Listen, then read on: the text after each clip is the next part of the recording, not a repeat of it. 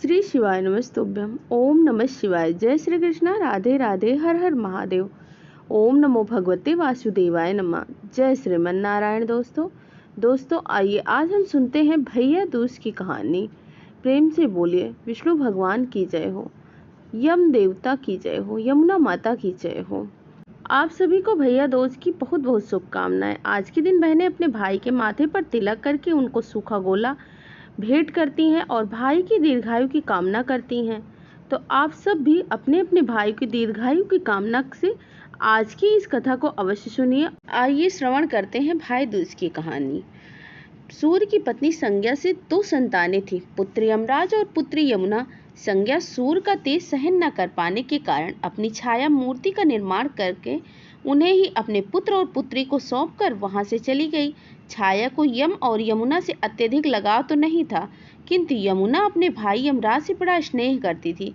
यमुना अपने भाई यमराज के लिए यहाँ प्रायः जाया करती थी और उनके सुख दुख की बातें पूछा करती थी, और यमुना यमराज को अपने घर पर आने के लिए आमंत्रित भी करती थी, किंतु व्यवस्था और अत्यधिक दायित्व के कारण वे उसके घर नहीं जा पाते थे।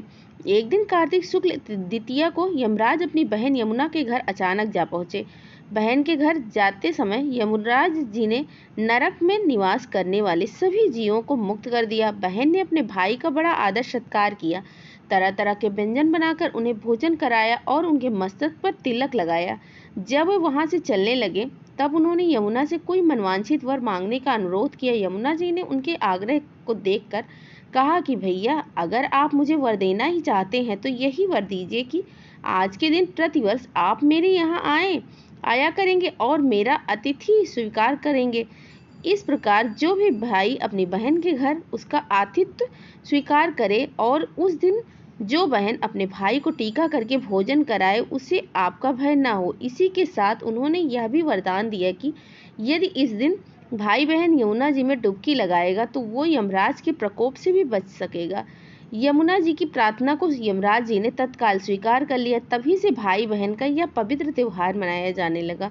भाई दूज के दिन 5 दिनों तक चलने वाले दीपावली उत्सव का समापन भी हो जाता है। वैसे तो इस दिन अपनी सगी बहन से भी तिलक करवाना चाहिए। अगर अपनी सगी बहन ना हो तो ममेरी, फुफेरी, चचेरी, मौसेरी बहनों के साथ ही मुंह बोली बहनों से भी आप तिलक करवा सकते हैं और उन्हें उपहार देकर उनसे आशीर्वाद भी प्राप्त कर सकते हैं। यम द्वितीया यानी कि भाई दूज के दिन शाम के समय घर के मुख्य द्वार पर एक दिया यम देवता का भी जलाना चाहिए। यह कहते हैं कि 4 बत्तियों वाला दीपक जलाने से एक तो भाई की अकाल मृत्यु से रक्षा होती है, साथ ही यम देवता की कृपा भी बनी रहती है। इसीलिए आज के दिन आप ध्यान से अपने घर के मुख्य द्वार पर जिस दिन भी आप भाई दूज का पर्व मना रहे हों उस दिन अपने घर के मुख्य द्वार पर एक चौमुखी दीपक, चाहे वह घी का हो या तिल का तेल का या सरसों के तेल का, अवश्य जलाएं। अपने दाहिनी तरफ जब आप घर से बाहर को निकलते हैं तो उस दाहिनी तरफ को आपको उस दीपक को रखना चाहिए। अगर मिट्टी का दीपक ना हो तो आप आटे के दीपक भी जला सकते हैं और अगले दिन इसका विसर्जन कर देना चाहिए। अब सुनिए भाई दूज की दूसरी कथा। एक गांव में एक बहुत ही बुजुर्ग महिला रहती थी। उनका एक बेटा था और एक बेटी थी। बुजुर्ग महिला ने अपनी बेटी का विवाह करवा दिया था। एक दिन जब भाई दूज का त्योहार आया तो उन बुजुर्ग महिला ने बेटे से कहा कि माँ, मैं अपनी बहन के घर टीका करवाने के लिए जा रहा हूँ। जिसके बाद उसकी माँ ने कहा कि बेटा, हम लोग बहुत गरीब हैं, तुम टीका करवाने के बाद अपनी बहन को क्या दोगे? और वैसे भी तुम्हारी बहन तो बहुत ही क्लेशी है, उसके घर जाकर क्या करोगे? लेकिन उस बुजुर्ग महिला के बेटे ने जिद करके अपनी बहन के घर जाने के लिए अपनी माँ से आज्ञा ले ली। उन्हें मना नहीं लिया। फिर वह भाई अपनी माँ से आज्ञा लेकर अपनी बहन के घर निकल पड़ा।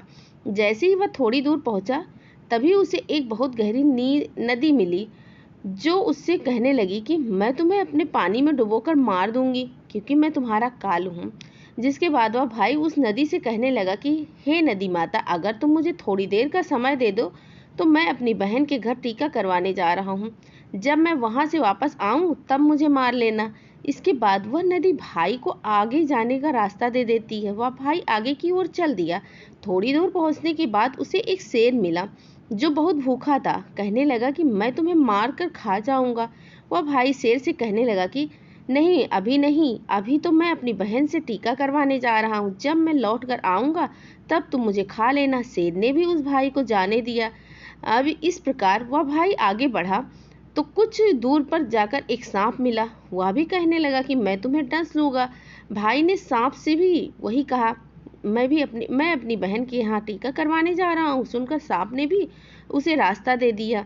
अब इस तरह रास्ते में विघ्न बाधाओं को पार करके भाई अपनी बहन के घर पहुंच गया। जब वो अपनी बहन के घर पहुंचा तो घर के बाहर से आवाज लगाने लगा, लेकिन घर के अंदर उसकी बहन सूत काट रही थी।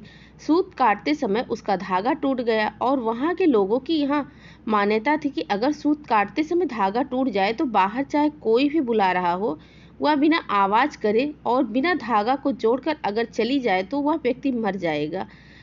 जो दरवाजे के बाहर है, अब उसने आवाज तो सुन ली थी, लेकिन वह दरवाजा खोलने के लिए नहीं गई।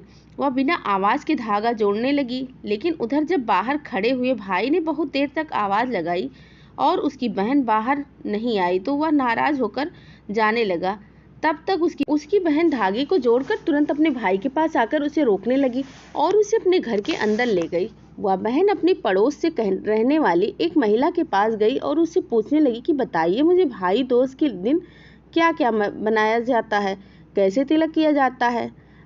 तब उस महिला ने उसे बताया कि तुम तेल से अपने चूल्हे को लीपो और घी में चावल पकाओ। बहन पड़ोसन के अनुसार करने लगी। तब तक उसका भाई आया और उससे कहने लगा कि बहन मुझे तो बहुत जोरों से भूख लगी है, लेकिन उसकी बहन पड़ोस की महिला की बातों में आकर काम कर रही थी। जब उसके भाई ने रसोई में आकर देखा तो बहन से कहने लगा कि बहन तुम तो बहुत भोली हो, जिस कारण हर कोई तुम्हें पागल बना देता है। क्या तुमने कभी घी में चावल पकते हुए देखा है? अरे मेरी भोली मासूम बहन, क्या कभी चूल्हे को तेल से लीपा जाता है? तुम गोबर से चूल्हे को लीपो और पानी में चावल पकाओ। यह सुनकर बहन ने अपने भाई की बात मानी। जैसे जैसे उसके भाई ने करने को लिए बोला वैसे वैसे उसने किया और भोजन बनाकर अपने भाई को खिलाया। थोड़ी देर के बाद उसने अपने भाई को तिलक भी कर दिया। जब उसका भाई अगले दिन वापस जाने के लिए तैयार होने लगा, तभी उसकी बहन अपने भाई के लिए रास्ते में ले जाने के लिए कुछ लड्डू बनाकर देने लगी कि भाई इसको रास्ते में अगर भूख लगे तो खा लेना, उनमें से कुछ लड्डू अपने बच्चों के लिए भी उसमें से रख लेना। जैसे ही उसका भाई चला और अब उसकी बहन के बच्चे उन लड्डुओं को खाने की जिद करने लगे, तो अपने भाई के लिए जो बनाए हुए लड्डू थे उसमें से जो लड्डू उसने बचा रखे थे वही अपने बच्चों को दे दिए। तभी उन बच्चों की नज़र उन लड्डुओं में पड़ी जो एकदम से नीले हो रहे थे। जैसे ही बहन की नज़र उन लड्डुओं पर पड़ी तो रसोई घर में जाकर देखने लगी। तब उसे पता चला कि उसने जो लड्डू बनाए थे उसमें तो सांप मर गया था और उसी से उसने लड्डू बना लिए। जिसके बाद वह बहन बहुत दुखी होकर वह अपने भाई के पीछे भागने लगी कि रास्ते में अगर मेरे भाई ने वह लड्डू खा लिया तो पता नहीं क्या अनर्थ हो जाएगा। बहुत तेजी से भागते हुए वह जब गई तो रास्ते में कुछ दूर चलने के बाद ही उसे उसका भाई मिल गया। वह जैसे ही वहां तक पहुंची तभी उसने भाई से पूछा कि भाई तूने लड्डू तो नहीं खाए? तो उसका भाई कहने लगा नहीं, और तभी अपने भाई को उसने सारी बात बता दी। बहन ने भगवान का खूब धन्यवाद किया, फिर लड्डू की पोटली भाई से लेकर गड्ढे खोदकर उसमें सारे लड्डू उस गड्ढे में डाल दिया। बहन को ऐसा करते हुए देखकर भाई पूछने लगा कि बहन क्या बात है? तो उसने सांप वाली सारी घटना बता दी। कहने लगा कि बहन तुमने मुझे आज तो इस काल से बचा लिया, किंतु मेरे पीछे तो 3-3 काल मेरा इंतजार कर रहे हैं। नदी, सांप, शेर की घटना अपनी बहन को भाई ने बता दी। सुनकर बहन बहुत दुखी हुई। कुछ समय के बाद चलते चलते जब बहन को प्यास लगी तो वह पास के ही एक तालाब में पानी पीने के लिए गई। वहां पर एक बुढ़िया बैठी हुई थी, माला तैयार कर रही थी। बुढ़िया को माला तैयार करते हुए देखकर उसने पूछा कि माता जी आप यहाँ क्या कर रही हैं और आप कौन है? वह बोली मैं विधाता हूँ, एक लड़की के भाई के लिए माला तैयार कर रही हूँ जिसका काल आने वाला है। उसकी बहन ने चक्की से पीसकर एक सांप को मार डाला था। बहन समझ गई कि वह उसी के भाई के लिए कर रही है। बहन ने पूछा माँ जी इस काल से बचने के लिए क्या उपाय करना चाहिए? तब बुढ़िया विधाता ने कहा कि बहन अपने भाई को गाली देते रहे और तब तक उसका ब्याह ना हो जाए तब तक उसके साथ रहे, क्योंकि वही उस पर आने वाले काल को टाल सकती है। ऐसा ही हुआ। बहन अब वापस अपने घर लौटने की बजाय अपने भाई के साथ मायके जाने के लिए तैयार हो गई। उसने तैयार होने से पहले खूब सारा मांस, दूध और एक ओढ़नी ले ली। अपने वचन के अनुसार उसके भाई को शेर खाने वाला था तो बहन ने आगे बढ़कर पहले तो उसे खूब सारा मांस खाने को दिया। शेर उस मांस को खाने से इतने व्यस्त हो गया कि उसे व्यस्त देखकर दोनों बहन भाई चुपके से आगे बढ़ गए। आगे बढ़े तो सांप मिला, जिसे भाई आगे बढ़ गया। उस सांप को बहन ने दूध पीने के लिए दे दिया। आगे बढ़ गए, नदी पड़ी तो रास्ते में नदी पार करते समय बहन ने नदी को ओढ़नी ओढ़ा दी, जिससे नदी बहुत प्रसन्न हुई। उन दोनों को सही सलामत पार करने के लिए रास्ता दे दिया। इधर तीनों काल से बचते हुए दोनों भाई बहन अपनी माँ के यहाँ पहुंच गए। घर पहुंचकर बहन अपने भाई को खूब जोर जोर से गालियां देने लगी और वही गुस्से वाला मिजाज पहले से धारण कर लिया, जैसा वह शादी होने से पहले किया करती थी। माँ ने अपने बेटे से कहा कि देखा बेटा, मैं तुझे इसीलिए मना कर रही थी, यह हमेशा गुस्से में रहती है और गाली गलौज करती रहती है, इससे ज्यादा स्नेह मत किया कर। भाई ने कहा, माँ मुझे यह तीन काल से बचा कर लाई है, रास्ते पर तो बिल्कुल ठीक थी, न जाने यहाँ पहुंचकर इसे क्या हो गया। कुछ दिनों के बाद भाई का रिश्ता आया, ब्याह की तारीख निश्चित हो गई। विवाह के समय मंडप में बहन बैठी और अग्नि से धकती हुई ज्वाला ने अचानक पूरे मंडप को जलाकर खाक कर दिया, किंतु भाई पर कोई भी आंच नहीं आने दी। द्वार छिकाई की रस्म हुई। बहन द्वार के से पहले निकली और भाई को दूसरे द्वार से जाने के लिए कह दिया। बहन जैसे ही आगे बढ़ी कि पूरा का पूरा द्वार भर भर कर नीचे गिर गया। यहाँ पर भी उसने अपने भाई की रक्षा की। रात होने पर बहन अपने भाई के कमरे के द्वार पर बैठकर पहरा देने लगी। थोड़ी ही देर बाद एक बिस कमरे में प्रवेश करने ही की कोशिश करने लगा तो उसने उसे पकड़कर एक टोकरी में बंद कर दिया और वह निश्चित होकर एक किनारे सो गई। बुढ़िया माँ ने देखा कि बेटी सो रही है और सभी बारातियों को विदा कर दिया जाए। ऐसा ही किया, सभी बारातियों को विदा कर दिया गया। बहन की जब नींद खुली तो देखा कि वहां पर कोई नहीं था। माँ से पूछने पर पता चला कि सभी बाराती तो विदा हो चुके हैं। बहन ने अपनी माँ से बारातियों को वापस बुलाने के लिए कहा। माँ ने सभी बारातियों को वापस बुलाया। बहन ने फिर अपने स्वभाव और इस प्रकार से जो भी काम उसने किए थे उन सभी के पीछे जो उसका उद्देश्य था वह सभी को बतला दिया, सब कुछ सच बतला दिया।